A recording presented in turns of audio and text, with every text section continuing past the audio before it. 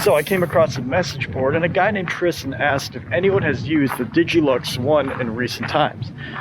Well, not so recent, he asked this in 2020 and it's been a few years, so Tristan, to answer your question since no one else did, here is the Leica Digilux 1.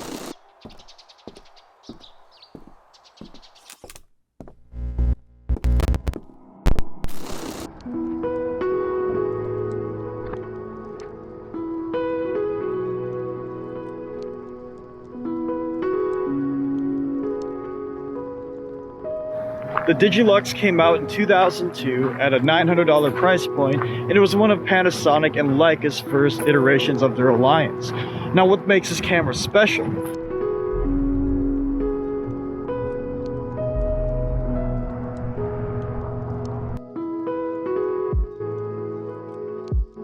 So if you can't tell from this video, the Digilux 1 is pretty darn big. The body does feel good like a Leica should. It's a magnesium alloy build, so it feels solid in your hand.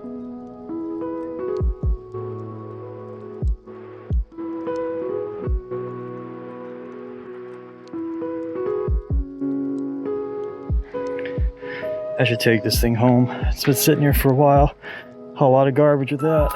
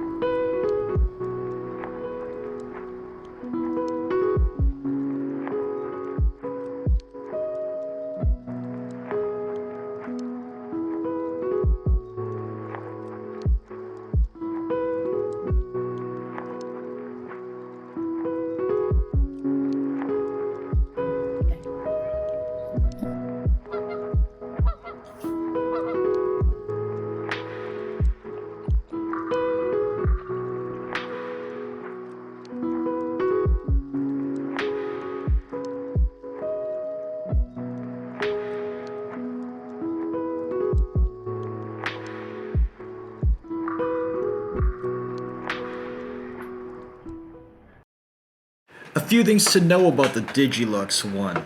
As I mentioned, it's a 2-decade-old Digicam, so the shots could appear as such. Now notice that I said could. What I mean by that is the shots could certainly lack that dynamic range that you might be used to when compared to modern sensors or even smartphones. However, they do have that old CCD charm that you might be after if you're watching this video. Finger guns. When compared to other cameras of its generation, the Digilux 1 here shines above most of its competitors. I say this because a lot of comparable cameras from this generation tend to produce these video snippet-like captures or camcorder quality shots rather than a decent looking image. You probably know what I mean if you saw it, an image that looks like it was screenshotted off of an old tube TV during a live NFL broadcast. The Leica lens is a huge help here. It's very sharp at all ranges and apertures, albeit a little bit of chromatic aberration, but it's fixable. Low light is pretty good at f2 and again better than most of its competitors when talking about cameras of its generation. Aside from wearing the red Leica badge, its big claims to fame were the processor, the lens, and its unique sensor. As stated earlier, it uses, hold on, I need to read this, because it uses a CMYG sensor rather than the traditional RBG pattern. Leica was able to get nearly twice the wavelength range on the visible spectrum, which means that the color saturation is better in the reds and blues than its competitors. Moreover, it was better after hours because it was more sensitive to light, which means low light was a little bit easier than it would be with its competitors.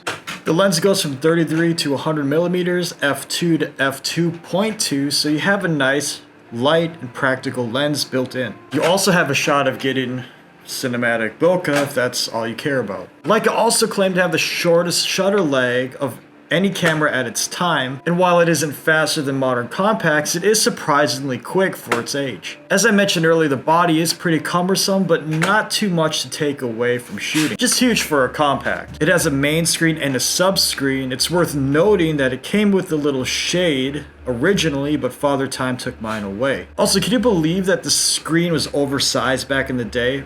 It's 2.5 inches, but it's 50 to 90% bigger than most of its competitors around its time frame. To me, the Digilux One has an attractive build. With its two-tone magnesium alloy body, it feels both great in your hands and durable. My only gripes with the body, aside from its size, is that there's no stippling or even grips of any sort. Of course, these wishes were answered by later Digicam models, but the one here feels like a slick brick. So Tristan, if you're watching this random video some years later on a different platform, the Digilux One is an awesome camera, especially if you find it at a decent price point. Now, I'm not going to pay over $200 for one of these, and I hope this doesn't reach that price, because I think everyone should have access to these old CCD cameras. I hope you enjoyed this video. Thank you for watching. Sub to Matt's Notes on Instagram, and I will see you later.